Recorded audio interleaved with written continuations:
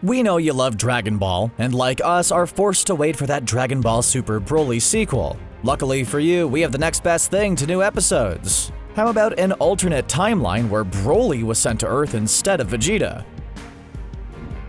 So before we jump right into the events of Dragon Ball Z, let's back up to the pre-Dragon Ball age, as depicted in the Broly movie.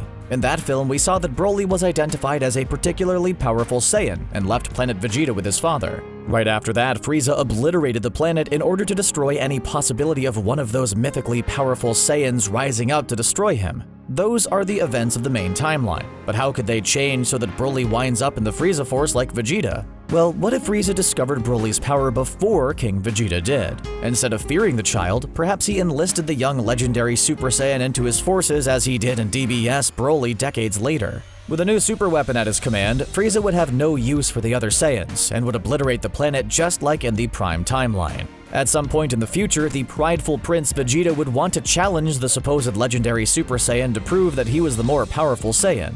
This wouldn't go his way, and Broly would utterly destroy the princely pipsqueak, securing himself as the toughest Saiyan in the Frieza Force. Later, Raditz would be tasked with finding his brother Goku. He would attack Goku and his friends, but would ultimately lose his life thanks to a well-timed special beam cannon from Piccolo.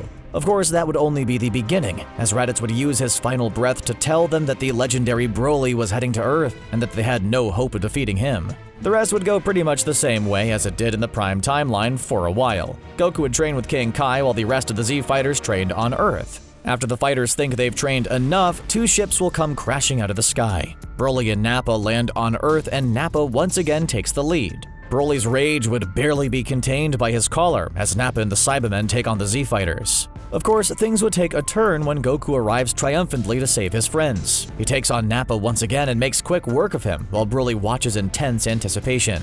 Then, after Nappa has been thoroughly beaten by Goku, he will deactivate Broly's collar, allowing him to join in the fight. Well, naturally, the first thing that Broly would do is obliterate Nappa. Vegeta and Broly may be two very different Saiyans, but I'm pretty sure they'd see eye to eye on what to do about Nappa's failure. Honestly, I think it's that mustache. Then it would be time for the fated battle between the two legendary Saiyans. Goku trained harder than he ever thought possible with King Kai. Every episode across Dragon Ball and Dragon Ball Z has led him to this moment of destiny where he'll fight the toughest foe of his life. Goku would activate his Kaioken times 10 and attack Broly with everything he has for Gohan, for Chi-Chi, for the planet Earth. Only for Broly to KO him in one punch to the chest that sends him flying. Goku would then lie there helplessly as his friends in the armies of Earth throw everything they have worthlessly at the Berserker Saiyan. Things would be deafeningly loud for a few hours and then freakishly quiet. As Broly emerges unharmed from the smoking embers of Earth's puny defenses, he looks down at Goku and smiles as he bathes the planet's best defender in green light that blasts him to dust.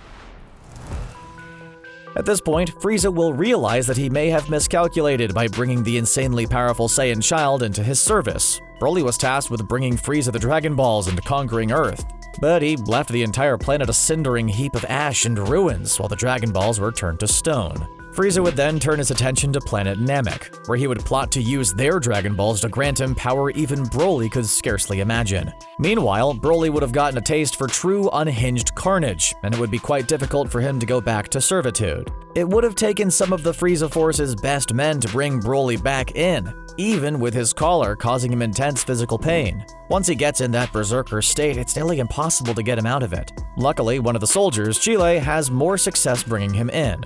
Instead of attacking Broly, she shows him kindness and manages to get him to calm down. He submits to the Frieza Force and is herded into a spaceship like a wild animal. To Chile, this treatment seems barbaric and is the last straw for her loyalty to her master. On planet Namek, Frieza makes steady work of torturing the locals into giving up the Dragon Balls. Unfortunately, they are proving to be more resilient than he'd hoped. What should have been a quick operation is turning into a true chore, as he must go from village to village watching Zarbon and Dodoria torture dozens of peasants again and again. The tedium begins to get to him when he gets an urgent message. Broly has escaped. Chile sprung Broly from his cage and even managed to remove his collar. She informs him that she thinks he's the only one who could stand a chance of defeating Frieza. If he does so, the galaxy would finally be safe at last. Broly doesn't care about the galaxy, but does care about the only person who's ever shown him kindness. He agrees to destroy Frieza once and for all. Broly arrives on Namek with Chile, where the Ginyu Force is waiting for them. They throw everything they have at Broly, but it doesn't matter. He makes short work of them after Rakum's attacks bring him into his berserker rage once again. Chile then tells Broly that they need to find the Dragon Balls before Frieza, but he ignores her. Instead, he goes after Zarbon and Dodoria, still in a craze. Chile tries in vain to get him to come around, but it's too late. They all look up and see the sky go black. Frieza summons Purunga, the Namekian dragon. He wishes for eternal life, the power to defeat Broly, and to be a few inches taller. For some reason, that last one is really important to him, even though he has several forms of varying height. Chile despairs now that it seems like Frieza has finally become all-powerful. Broly doesn't even seem to care. He attacks Frieza with all he's got, but is shocked to feel Frieza block him.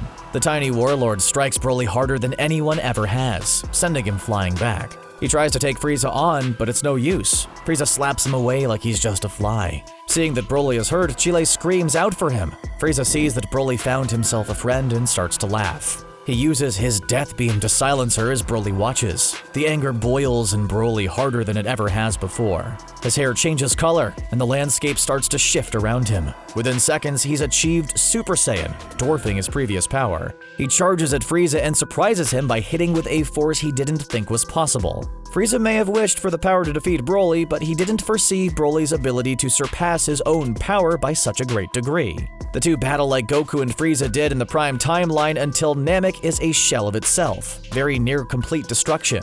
Broly gains the upper hand on Frieza and blasts him with an eraser cannon that seems to obliterate his entire body. Broly smiles, panting as he finally destroyed Frieza and avenged Chile. Only Frieza's laugh starts to cut through the smoke. His body reforms itself perfectly, as if he'd never been fighting at all. He mocks all of Broly's power since none of it matters. The stupid Saiyan was so focused on his rage that he allowed Frieza to win everything before their battle even began. Frieza, now fully healed, attacks the battered Broly until all the legendary Super Saiyan sees is darkness. Days later, Broly would awaken to find himself in a cage fit for an animal. A new collar hangs around his neck.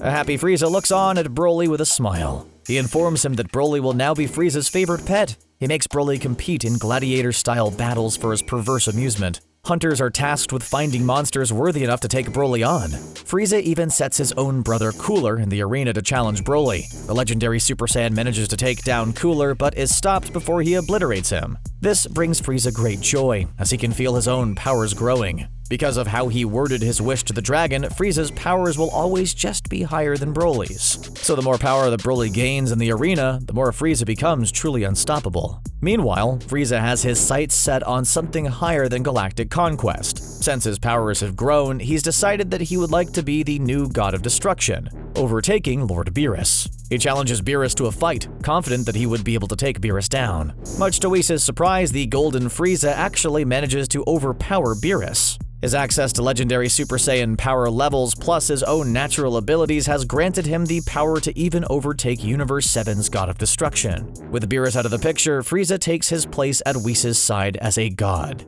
He begins an even greater rampage across the galaxy, obliterating the Galactic Patrol and any other beings who displease him. Even this isn't enough, though. Jealous of the other universes Whis has told him about, Frieza conspires to push Zeno into creating a tournament of power to obliterate all his competition.